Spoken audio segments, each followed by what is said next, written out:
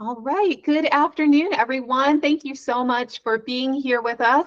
We're really excited to talk about FY25, believe it or not, the FY25 How to Apply session for our GFO Intent to Apply application. If I haven't met you already, my name is Laura. I am a program director here with the Maryland State Arts Council, and I am joined by my co-program director and colleague, Emily Sollenberger. And we also have our deputy director, Chad, with us today as well. Thanks for being here, Chad. So we have a lot of information to share with you today. So we're going to go ahead and jump right in. We do have some people who are joining the session right now. We'll get them situated as we go here. I do have some grounding slides to just start the presentation today. The first just being a reference shot of Google Meet. So if you're not familiar with Google Meet, this is just kind of to orient where all of the buttons and things are. The first important one is your microphone. Like we did say before, just make sure that you are on mute to avoid any kind of background noise or anything like that. We will have time for question and answer at the end, so certainly you can come off of mute at that time to ask any questions. There's also the camera button. You can feel free to be on or off camera, however you are comfortable. There's also the closed caption button, the little CC at the bottom there. If you'd like to turn on captions, you can feel free to do so. They are computer generated, just so you are aware. Some other things just to point out is that there is a chat function, kind of the lower right-hand corner. It looks like a little quotation box. You can feel free to utilize that throughout the meeting as well. We will ask that you hold on to any questions until the end. Let us get through all of the content first, and then we'll address any questions or comments that are in the chat box towards the end of the presentation today. The next few slides I'm going to read out loud for accessibility purposes. The first being our land acknowledgement statement, and that is that we acknowledge the lands and waters now known as Maryland are the home of its first peoples, the Accohonic Indian Tribe, Assateague Peoples Tribe, Cedarville Band of Piscataway Indians, Chopticco Band of Indians, Lenape Tribe, Nanticoke Tribe, Nassau-Wawash Band of Indians, Piscataway Conoy Tribe, Piscataway Indian Nation, Pocomoke Indian Nation, Susquehannock Indians, Youghiogheny River Band of Shawnee, and tribes in the Chesapeake watershed who have seemingly vanished since the coming of colonialism. We acknowledge that this land is now home to other tribal peoples living here in diaspora. We acknowledge the forced removal of many from the lands and waterways that nurtured them as kin. We acknowledge the degradation that continues to be wrought on the lands and waters in pursuit of resources. We acknowledge the right of the land and waterways to heal so that they can continue to provide food and medicine for all. We acknowledge that it is our collective obligation to pursue policies and practices that respect the land and waters so that our reciprocal relationship with them can be fully restored. Next is our equity and justice statement, which is that the arts celebrate our state's diversity, connect our shared humanity, and transform individuals and communities. The Maryland State Arts Council and its supporting collaborators are committed to advancing and modeling equity, diversity, accessibility, and inclusion in all aspects of our organizations and across communities of our state.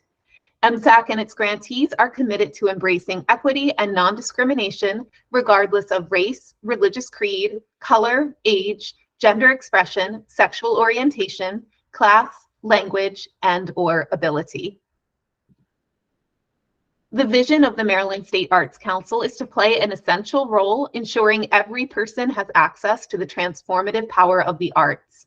And we do that through our mission, which is to advance the arts in our state by providing leadership that champions creative expression, diverse programming, equitable access, lifelong learning, and the arts as a celebrated contributor to the quality of life for all of the people of Maryland. We're currently operating under a strategic plan that was adopted in 2019, and we're actually at the very end of that current strategic plan, getting ready to move into our next one. But we have 5 goals that are associated with the 2019 plan, and those are to increase participation, provide intentional support, build capacity, leverage connections, and bolster Maryland arts. And today's session and all of our How to Apply sessions are really honing in on that goal to provide intentional support. Additionally, we start all of our public meetings with what we call our creative meeting actions. These are just ideas to act as sort of guardrails on the conversation today. So we invite you to just think about these ideas as we move forward. And that is to celebrate being in the space with other creative people, engage with everyone's presence as a gift, acknowledge that together we know a lot, enter the conversation with curiosity and inquiry. Share your idea and trust that it will be heard. Use I statements. Focus your language on the task at hand. Hold one another accountable with care. Apply yes and I hear your idea and I'm going to add to it, and balance speaking and listening. This session today is part of one of the many sessions that we offer that is part of our professional development. You probably signed up for this session on our Eventbrite page, so we encourage you to check that out and see all of the different offerings that are coming up. As we move into the fall, we're really kind of gearing up, and there's lots of things that are taking place. We'll be kicking back up with our Coffee with the Council sessions. Those are basically every other Tuesday morning at 9 a.m. and they're a great way to connect with other artists and arts organizations across the state. That happens online. We have lots of different topic-specific sessions like these How to Apply webinars, along with other presentations with some of our partner organizations as well. We're also hosting regional office hours. Those are beginning again in September. Next Thursday, actually, the 7th, we will be in Southern Maryland at Anne Marie Sculpture Garden. If anyone is in the Southern Maryland region, we'd love to see you. You can stop by there. And we also work with MCA on the Maryland Arts Summit at the beginning of every summer as well. But you can check out all of those sessions and sign up for any of them on the Eventbrite page. Additionally, there's lots of ways to get involved with the Maryland State Arts Council. One of those is to submit an application to be considered as a panelist or an editor for our different programs. I believe we have a couple of panelist calls that might be open at the moment, if I'm remembering correctly. But it's a great way to really get involved in the grant making process, serving as a panelist. You get to work directly with program staff. You learn a lot about the application process and the scoring rubrics that are involved in going through and reviewing all of those applications. So if that might be something that is of interest to you, definitely check out the Ways to Get Involved page on the MSAC website, and you can find out more information on how to apply there. And all of our panelists and editors are compensated for their work, so that's a great thing as well. All right, so jumping into today's session, today we are here to talk about the grant organizations program, the GFO program for short, and specifically the Intent to Apply application. So first we're going to review the GFO program as a whole. We're going to talk about the eligibility guidelines and how that factors into the Intent to Apply application. We'll take a look at the overall GFO timeline and next steps. We're going to actually walk through the application itself. We'll talk about Smart Simple, which is our grants platform. That's how you submit this application and all our different applications, in fact. And we'll also talk a little bit about the GFO funding formula and how that works with this particular program. And hopefully at the end, we'll have plenty of time for any questions that you might have as well. All right, I am going to hand it over here to Emily to kick us off and talk more about the GFO program. Great, thanks, Laura, and good afternoon, everybody. So great to see so many people join us today. Just as a quick reminder, the chat box has a few links to our website, Eventbrite page, some of the things that Laura just went over. So if you're looking for that additional information, check out the chat box. But to get us started through the GFO overview here, just a point to start that this is for the Intent to Apply only today. So we're going to be going through more detailed information sessions as we move closer to those deadlines, but today is just really an overview of this first step in the program. So we'll have additional information sessions on our on-year and off-year applications, which you'll learn a little bit more about later on in this presentation, but they'll be held later in the fall. So if you're already in the GFO program, there's no need to stay on this unless you'd like to get some additional information, but this is really for our new organizations coming into this, or if you're an organization that's lapsed funding for this particular program. Either way, thanks for being here, and we'll go into more details. Okay, so the purpose of the Grants for Organization program is to provide general operating support that strengthens and sustains our Maryland arts infrastructure.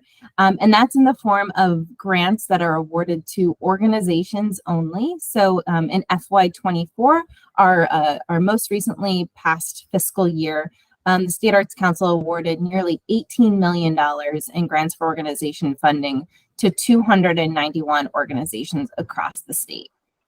So it's a big program. Okay, so who can apply for this particular funding? So we're looking for arts organizations. So that would be our nonprofit organizations whose purpose is producing or presenting the arts through public programs or services. So applicants must be arts organizations or organizations whose main mission or purpose is to indeed produce or present the arts through those public programs or services. So typically that would be our art museums, arts organizations or centers, orchestras, galleries, theaters, folks that have those missions that are centered on the arts. There's also another category that that we call arts programs. So again, they would be organizations still, but their primary purpose would be other than producing or presenting the arts. So for MSAC purposes,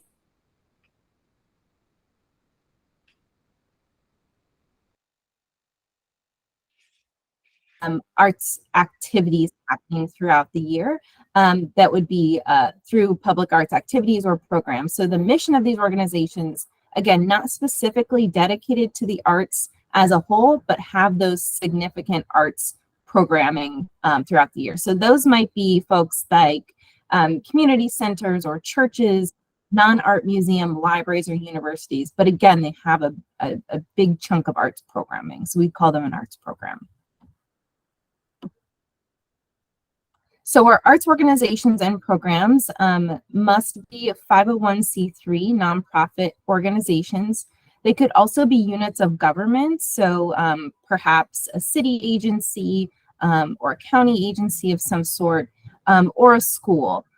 We also have an opportunity for organizations that might not have their 501c3 status, but are fiscally sponsored by another 501c3. And they must have a Model A agreement. So if you fall into that fiscal sponsor camp and you have some questions, you're not real sure about what your relationship is with your fiscal sponsor, just reach out to Laura and myself and we can chat through that and see if you're eligible to move forward. Some other pieces here that you must be incorporated in Maryland. We are the state of Maryland's Arts Council, so we're looking to support our state. And again, must be incorporated as a nonprofit in the state of Maryland or have a significant physical presence in Maryland. You must have operated as an arts organization or arts program for at least one full fiscal year, and to be able to submit a financial statement for your most recently completed fiscal year at the time of application. So in this case, we'd be looking for FY23 fiscal year or calendar year 22. So your most recently completed at the time of application. And we're also looking for organizations or arts programs that have at least $50,000 in allowable income. And the list of allowable income is in our guidelines, and we can get into that into more detail, but really it's your operating income for the year. So that might be any earned revenue sources, contributed income, things that you're regularly getting throughout the year in income. Okay, again, if you're a returning applicant, so you received grants for organization funding in FY24, meaning you would have got a notification just last month, you have already been accepted into the GFO program. So you do not need to complete the intent to apply for this upcoming year's funding. We're really looking for our new organizations who did not get that FY24 funding to apply for the intent to apply. Again, if you are one of those new organizations, you need to submit the intent to apply application that is due September 15th, and that's an annual deadline. And you would have to submit that first before being accepted into the program and to move forward with a full application. All right, so moving into what the GFO program can support. It's really based in general operations. So this is not a project-specific grant program. We're really looking at your organization or your arts program as a whole and looking to support your operations throughout the year. So that could cover your programming materials and supplies, marketing and promotions, your personnel, and any other associated expenses for paying your people, operations such as rent, utilities, internet, along with any professional development activities. So really the ins and outs of your operations throughout the year. Okay, so generally what can it not support is regranting programs, scholarships. It cannot support capital improvements, activities that are not open to the public, or activities that are primarily therapeutic. The funding cannot support those types of activities, along with travel outside of the state. And with all of our State Arts Council grants, funds cannot be used for political contributions or associated political parties and support of different folks. And if you're not sure, we just ask that you ask us and we can have a conversation about it. All right, so that's kind of a general base. I'm going to pass it over to Laura to talk a little bit more about the application. Great, thanks so much, Emily. So the intent to apply application, it's really looking at and ensuring your eligibility for the organization within the GFO program. So the application itself really runs through a lot of what Emily just talked about. We're just making sure that you're eligible and you're a good fit for the GFO program as a whole through this application. It is important to note that if your intent to apply is approved or accepted, this does not guarantee funding. This simply means that you're being invited to complete the full application to then be considered for funding. So it's just kind of step one of the process. It just means that then you are moving on to the full application process. And we'll talk more about that entire process later on too. Some of the things that you're going to need to put into that intent to apply application includes just some basic organizational information. One thing to point out is that you do need your UEI, the Unique Entity Identifier. Many of you are familiar with this. It's been a process that's been going on for a couple of years now, and the UEI has replaced the former DUNS number. So you do need to have that UEI from sam.gov. It's a series of letters and numbers as opposed to before the DUNS number was just numbers. So make sure that you do have that to be able to put that into your profile, which will then pull into the intent to apply application. You're going to also need your 501c3 determination date and your IRS letter of determination. You'll actually need to attach a copy if you are a 501c3 nonprofit organization. And like Emily said, we do accept fiscal sponsorships. If you are a fiscally sponsored organization, you'll need to include some information about that, including proof of that Model A relationship with your fiscal sponsor. If you have questions about fiscal sponsorship, like Emily said, just reach out to us. If you're not sure if you're fiscally sponsored, you probably aren't. That's something that is kind of available to people who aren't quite their own nonprofit yet. They're working with a sponsor to work with them as their nonprofit sponsor. But again, if you're not sure or if you have questions, just reach out and we're happy to help you. There's going to be in the application a series of yes or no questions.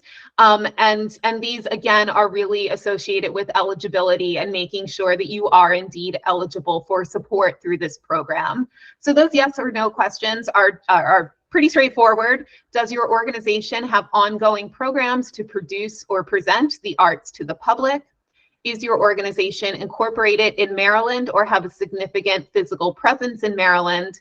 And has your organization operated for one full fiscal year? So again, those are yes or no questions. If you answer no to any of those, then likely you're not going to be eligible for this particular program, as you do need to have all of these points to be considered eligible.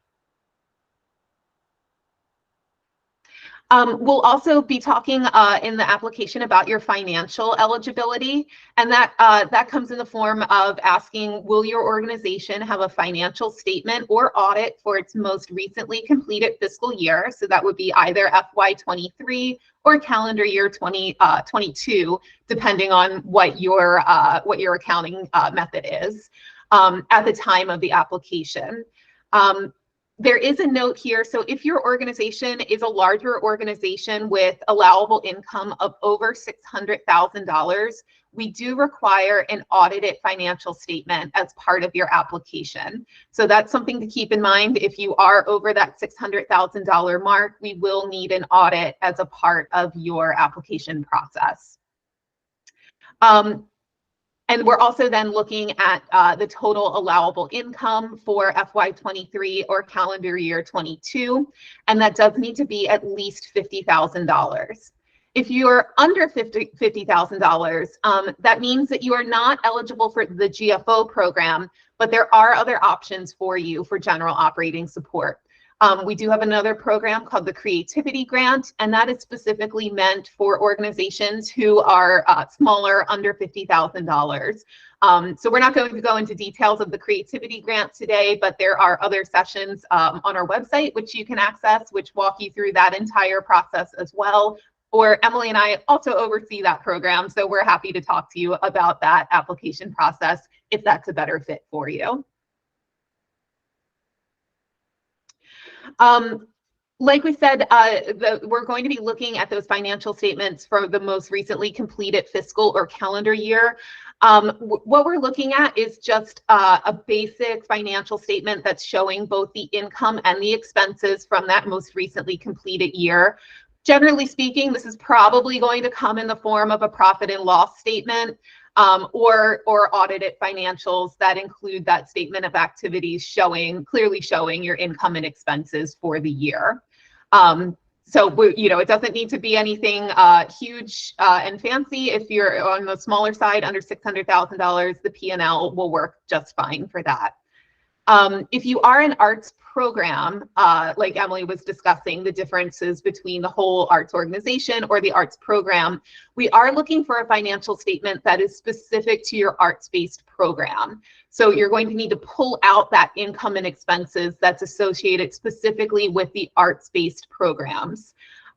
In the full application, you're going to have to give both the parent organization is what we call it, so the full organization plus the arts program financial statement. So we have both of those.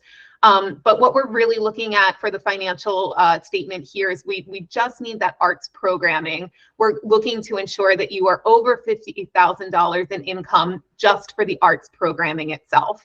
And again, that can get a little bit confusing. So if you have questions about that, you can feel free to reach out to me or to Emily, and we can take a look at things and make sure that we have everything that we need. You're also in the application going to be asked to select the artistic category that most accurately characterizes the work of your organization. And this is really just informational for us. It helps us to put you into an artistic discipline category for future reviews. So if you are an orchestra, for example, you would want to choose that you are part of the music artistic category. And that's just so we make sure that we have you in the right group so that you have the best panel to review your applications moving forward. You're going to be asked to state your organization's mission and goals for your arts activities for which you are applying. And you're also going to be asked to identify within your geographic area of service, to identify the percentage of programming that is serving the community. So that means programming that is other than for specifically tuition paying constituents. So tuition paying includes programming that has a fee for service model. And those typically come in the form of classes, summer camps, workshops, things like that, that are specific to, you know, one group of people that are paying for that specific service. So we're looking for the percentage of programming that is serving the public and the community at large. All right, to walk through kind of what comes next, that's really the bulk of the application itself there. So you can see it's really largely yes or no questions and just some basic information about your organization. Like we said, the intent to apply applications are due in Smart Simple by the end of the day. And by end of day, we do mean 11:59 p.m. on September 15th, 2023. Just one thing to note, you'll see a couple of times here that there are deadlines, 11:59 p.m. deadlines. You are welcome to apply up until that point, but it is important to note that Emily and myself are not available at 11:59 p.m. So we do recommend planning ahead. We do recommend giving some, you know, some buffer time and making sure that you have, in case you run into any technical errors or need some last minute assistance. We typically work from 8 a.m. to 4 p.m. Mondays through Fridays. So just keep that in mind as you prepare your applications moving forward. But after that September 15th deadline, Emily and I go through all of the applications that have been submitted to determine any or the final eligibility there. Lots of times we do have questions, so we will reach out to you if we have questions about your programming or if we need any additional information. We'll reach out to you during that period so we can make sure that we have a full understanding of your application and what it is that your organization does. You'll be notified by early October if you are accepted to move forward and then move into that full on-year application. If you are accepted to move forward, that application will then be due on November the 15th. If you're not approved to move forward, then we're here to help make suggestions of other programs that might be able to support your work. That very well might be the Creativity Grant Program, which we talked about a little bit before.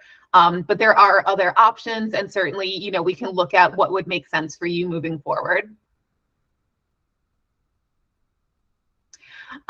So you've heard us use these terms a couple of times now, on year and off year. So just to kind of break that down and what that means in the GFO cycle, GFO works in a 3-year cycle by artistic discipline.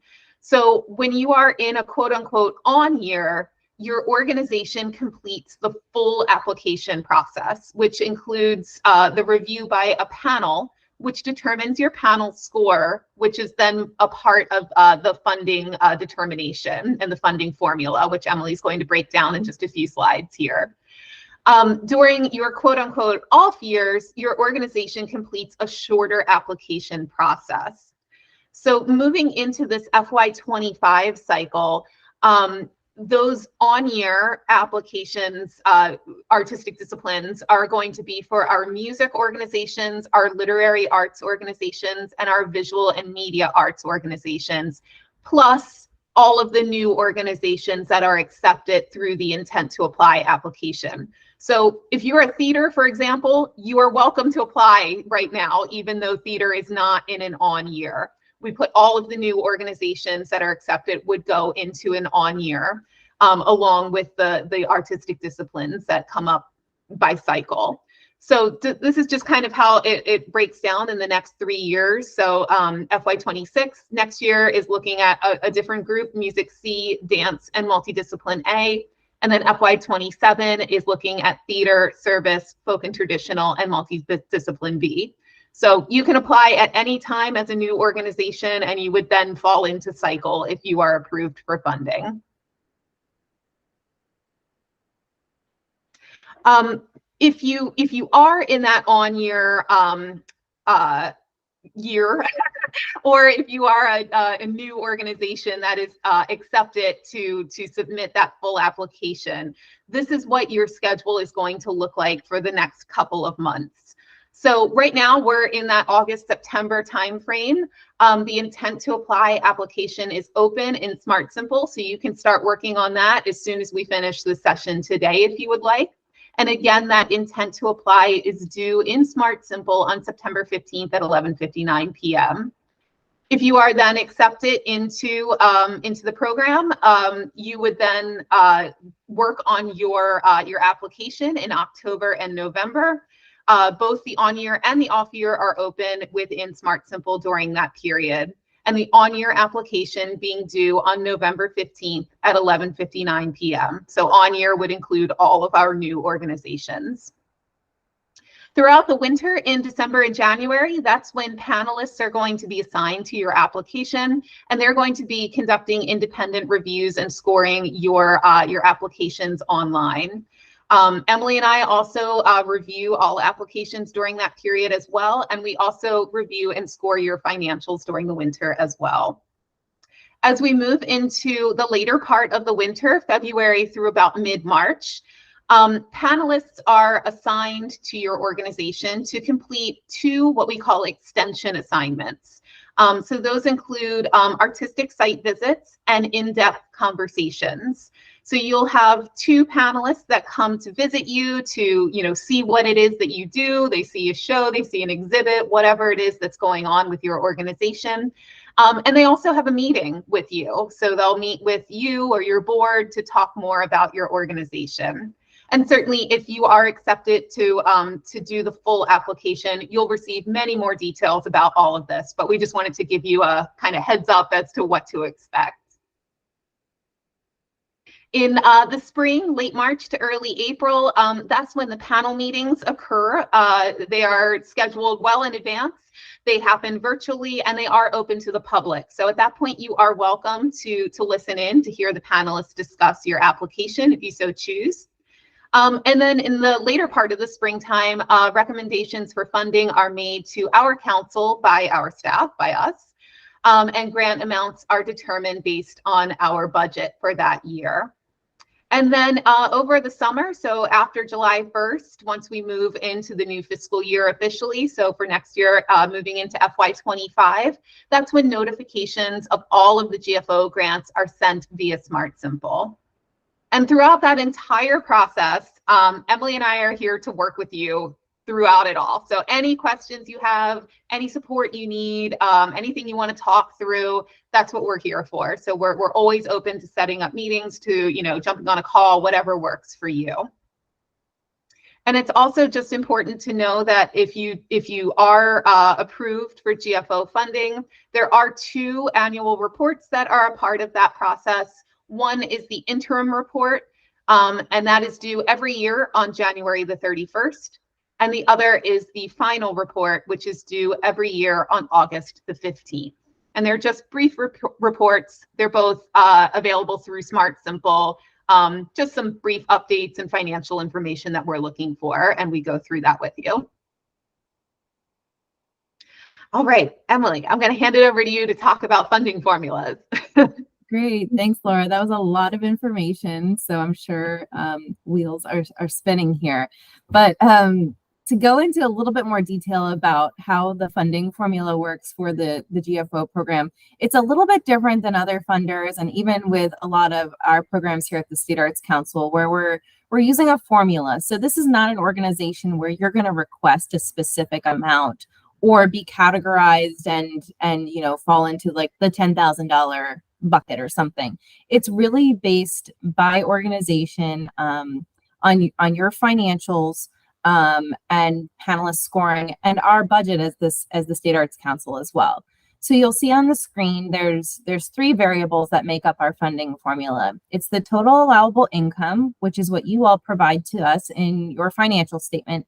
And that's why we bring financial statements up quite a bit in this process, because it's an integral part of how we determine your funding. So every year that you're in the GFO program, every single application involves you providing your last year's completed financial statement. So we're getting a new allowable income number from you every year. And as Laura mentioned about the panel score, you'll also have a panel score that stays with you for 3 years once you're in that 3-year funding cycle. So every time you're in an on year, and as a new organization, you're going to get a panel percentage from the panelists who are reviewing. And then the cap allocation percentage is based on the GFO budget that we have each year for the organization. So we get our big overarching budget, and then our council approves how much we have for the year to spend on this particular program. And with that, we determine cap allocation percentages. So if you're looking at an example at the bottom here, say you're a $500,000 organization with allowable income of $500,000, you get a 90% panel score, and say the cap allocation is around 7%. And you'll see on the screen that equals a $31,500 grant in this particular example. So moving ahead, it gets a little bit more complicated. So when we're looking at the cap allocation percentage, the State Arts Council went through a process, a revision process, to break our cap allocations into 5 different tiers. So there's 5 different cap allocations. In the past, it used to only be one. If you were, a $50,000 organization or a multi-million-dollar organization. So to move towards a place of more equity within our granting procedures, we now have this 5-year transition into a 5-tier program. So you'll see on your screen what basically the goals that we're moving towards.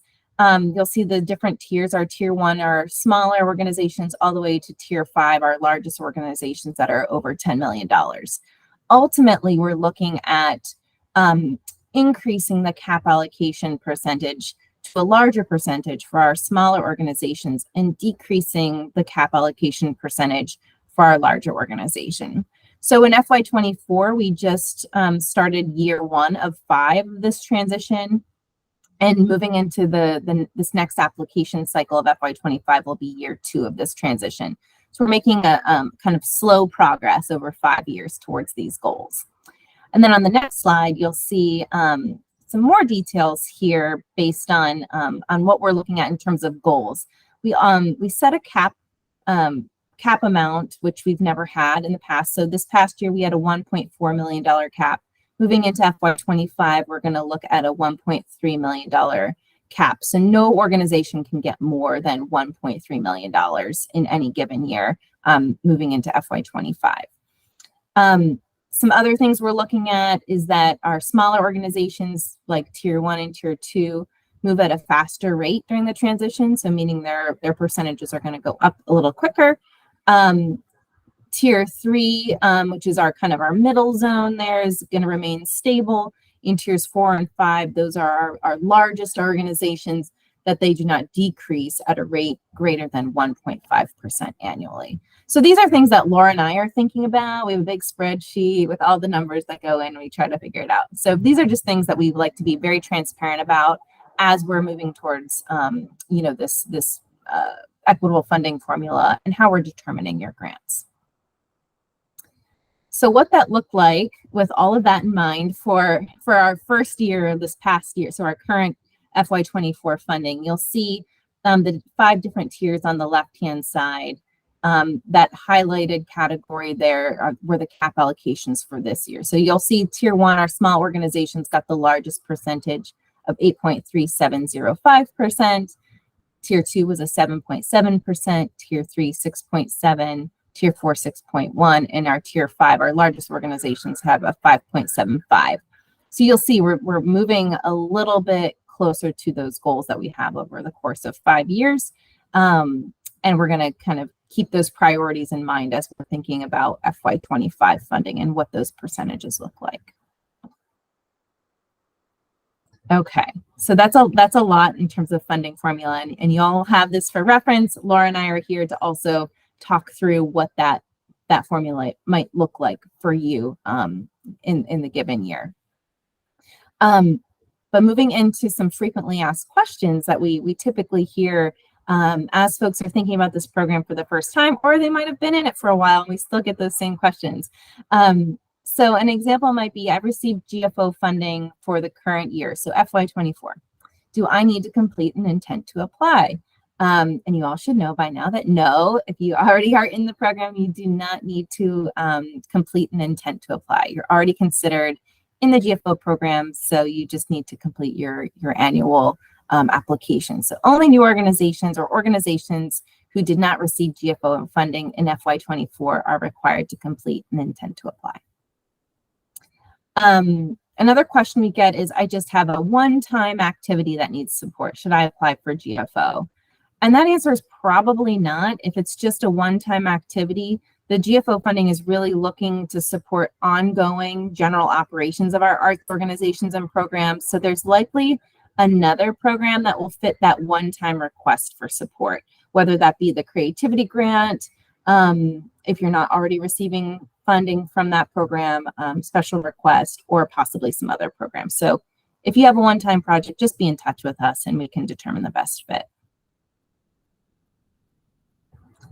Another question we get is, my organization income fluctuates around the $50,000 requirement for eligibility purposes. Should I apply for the GFO program? And that's a maybe, and we recommend being in touch with us so we can discuss in further detail. So depending on your capacity as an organization, perhaps you're all volunteer run, or maybe have one part-time program person. It might not make sense to apply for GFO, and it might make more sense to be in the creativity grant for general operations instead. So really thinking about your capacity as an organization, upcoming goals and objectives, your financial picture moving ahead. Those are things that we can talk through more fully. But there would be options. Yeah, if it's not GFO, it could be creativity funding. Another question, do I need to submit an audit with my application? And again, that's possibly, we covered that a little bit earlier. All organizations do have to submit a financial statement of some sort. So those with income under $600,000 can submit a signed statement, such as a profit and loss statement, or another statement that your organization can produce that shows your income and expenses for the year. It does need to be signed, though, at the time of application. So whether that be an authorized official, your treasurer, somebody that has financial authorization to sign off on your documents. Those with income over $600,000 are required to submit a board-approved audit within your application. Okay, a few more here. My organization's planned budget for the upcoming year is over $50,000. Can I apply for GFO funding? And that's also a maybe. Keep in mind that the GFO program looks back at your most recently completed fiscal year financials, or your actual. So we want to see a completed year of financials. So we're not looking at budgets ahead. We are looking at what's completed, so we know we're basing our funding on those actual numbers. So we're not looking at future financial plans, budgets, only those completed financials. If your total allowable income for that last fiscal year is under $50,000, you would not be eligible for GFO. And again, we would recommend probably going to creativity instead. My organization will be applying for FY25 funding through the GFO program for the first time. Can I apply for FY24 creativity funding?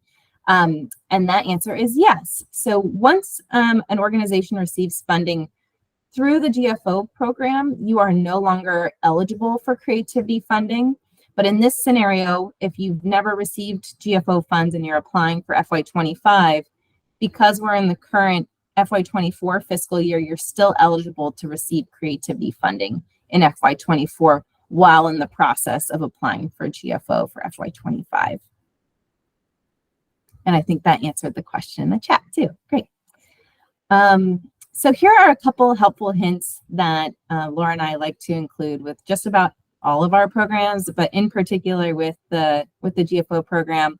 Before you're submitting your application, we're available to review and meet with you about your application, particular questions you might have around the process or the application itself, and offer feedback on your draft, or to talk through some questions that you might have or challenges that you might have. So just be sure to email us in advance.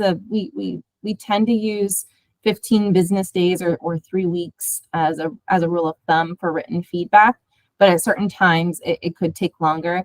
And the GFO program is our longest and most intense application, if you will. So likely we would need a little bit more time, and we would advise as an applicant that you take some time to go through the application yourself and not wait until that last minute to complete this. It's a large application. So and we recommend going through it with your board and staff members just to make sure it's a fully representation of your organization. But we're here to help throughout the way. Okay, so we also mentioned Smart Simple, our grants portal, throughout this session, and you might already be familiar or might even have an account already on Smart Simple. But you will need to have an account if you don't already to apply for the intent to apply and any future funding and opportunities through the State Arts Council. So you can access that through marylandarts.smartsimple.com, and on nearly, well, I think every single program page of our website also has a link to Smart Simple as well. So you're gonna either log in or register your organization. You'll see there's a blue register button on that home screen, and it will take you through options of, in particular, you'd be looking for a nonprofit, arts organization, or government entity or school, and completing that organization, contact information, and information that we'll need for your profile. And from there, you will get your login credentials and sign in, and you will come to a dashboard with a couple different things on it. But in particular, you're going to be looking for the My Application section of your dashboard. And right under that, for everybody, there's funding opportunities. That number might change depending if you're an independent artist or if you're an organization applying, and what's available through the State Arts Council at any particular time. So you'd click on that funding opportunities to get to the intent to apply for the GFO program. You'll come to a listing of what's available, and you'll scroll down to where it says Grants for Organization, Apply Now. And right now you'll see that it'll say intent to apply next to that Apply Now button. So you'll click into that, which will give you full access to the intent to apply application. The first thing we always recommend is click that Save Draft button. That's going to give you access to all the details for the particular application, and it just gets you going for this particular thing. So that way you've got the draft started. This is a program that does not automatically save your information, so just be mindful of that as you're moving through this application and any future applications, to click that Save Draft button throughout. So once you're in here, it'll take you through the requirements, all the things Laura went through earlier in terms of eligibility and attachments. Click Save Draft, and then you're going to click Submit whenever you are complete. And I think, yeah, that's it for our presentation. So we've got about 10 more minutes here for any questions that you all might have. And we have our emails here on the screen too. So you can always email us later. But I see Eliza, you have your hand up. You want to go ahead? Hi, yeah, thank you very much for having this session. I have a couple of quick questions. One is fee for service. So let's say the students don't pay anything, but some other sponsoring entity does. In other words, we have a partner that's an affordable housing provider. They pay us to offer programming for their students. The students don't pay anything, but it is fee for service. Could you just clarify? I would assume that is still considered a public serving program. Yeah, absolutely. You know, there's plenty of folks that that have their programs underwritten by certain funders or other sources of income. So as long as it's a program that is, you know, based in the arts and is open and accessible to your community and your public, wherever you are and whatever your mission is for your particular community, that would be an allowable activity. Okay, thank you. I just wanted to clarify that. The second quick one was you did kindly offer to review drafts. And if I understood you correctly, given the November 15th deadline, your suggestion is that anyone who wants their draft reviewed should be sharing it with you no later than October 15th. Or maybe even before. Did I understand that right? Yeah, that's probably about right, Eliza. So if you are accepted into the program and you complete the full application, we'll actually have another one of these sessions that's specific to that full application in October. But yeah, I would say that you would be looking at about mid-October wanting to contact us with a draft. A lot of times, what we recommend is once you look at that full application, it's quite lengthy. So we often ask for people, for organizations to identify maybe 2 or 3 questions in particular that they want us to really focus in on, as opposed to the entire application, just because it's very lengthy. But certainly if you're accepted into the program, and you're moving towards that November 15th deadline, then we can absolutely, look at drafts. And I would say mid-October is probably a good time to shoot for. Thank you. I appreciate that. Yeah, absolutely.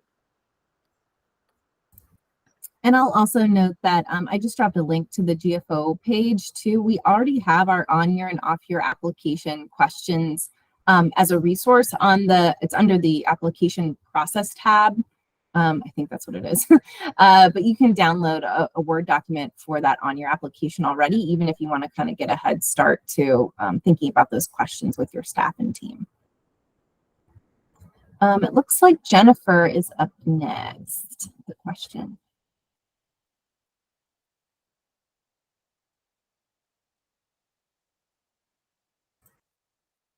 Jennifer, you're on mute still if you're speaking.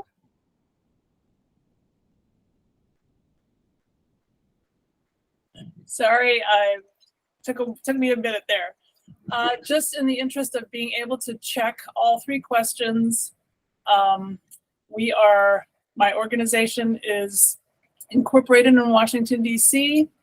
And so the question is strong physical presence, large physical presence in Maryland. We are a virtual, our services provided through a website. So our services are provided virtually, but we absolutely focus on the DC, Maryland, Virginia area. The majority of our board is located in Maryland. Does that meet the criteria? Yeah, Danny, I'll jump in here since I know we've talked a bit about this, and this is a difficult. Yeah,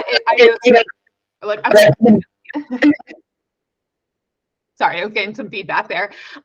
So I think that this would be a specific scenario, Jenny, that we would probably like we have started the conversation before.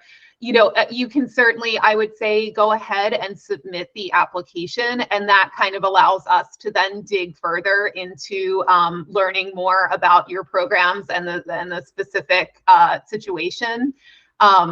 So, and we can certainly talk offline as well if that's helpful. Okay, I just want to make sure I'm not misrepresenting anything by checking the yes box.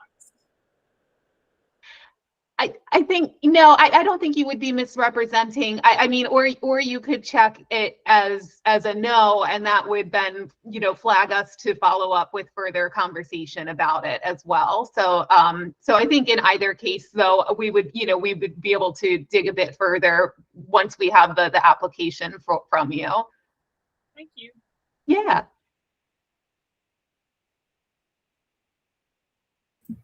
Looks like Mary got your hand up. Hi, thank you so much for this. This session's been really useful. I have what I hope will be a quick question, which has to do with the categories, the artistic categories. Previously, we had been able to just choose multidisciplinary, and now we have to choose between multidisciplinary A and multidisciplinary B, and I can't find anywhere on the website what is the difference between the two. Yeah, Mary, hi, nice to see you. I can take this one since we've talked about it a little bit here.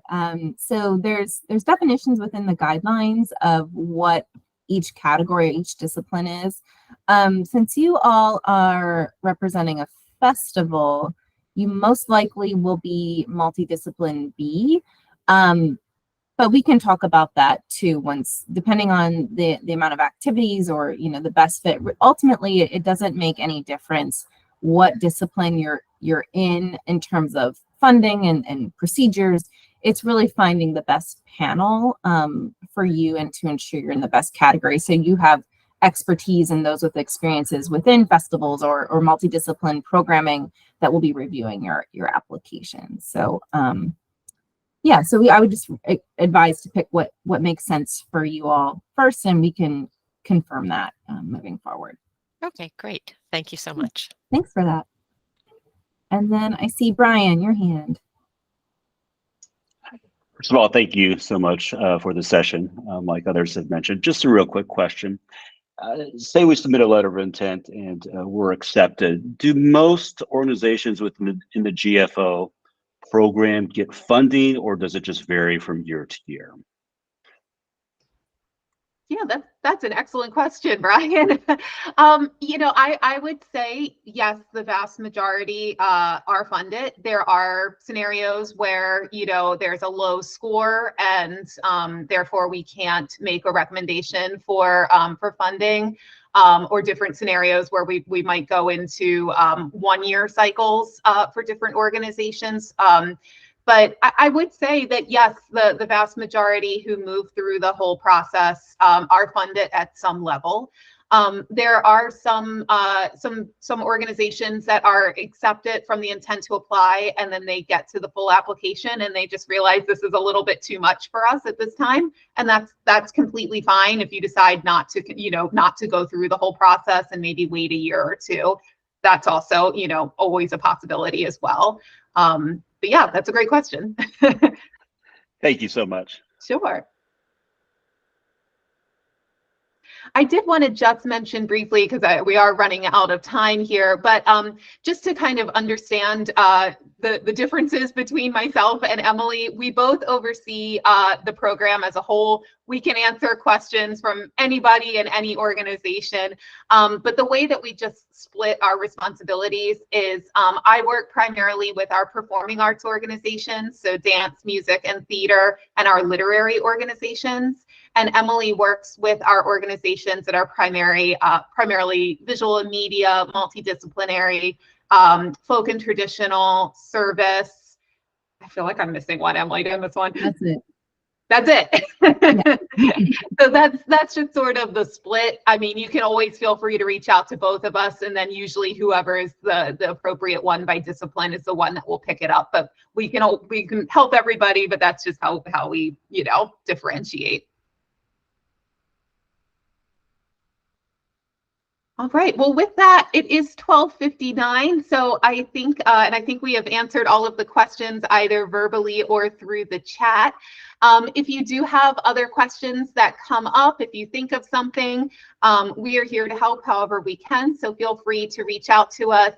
Via email is usually the fastest, but you can also find our phone numbers on the website as well. And again, we will be looking for those intent to apply applications by September the 15th. I think there's one more slide here. Yep, just a thank you. So thank you so much for joining us. Emily, anything as we wrap up? No, I think you got it. Thanks everybody for joining today. And just remember, there are resources and the guidelines are up on our website. So if you want to continue to read through the program and what you might need, those resources are there, and we'll continue to add those as they come up, along with this recording and slide deck.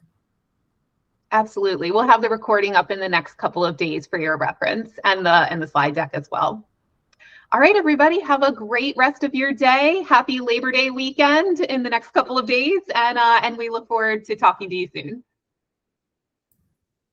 Bye. Thanks.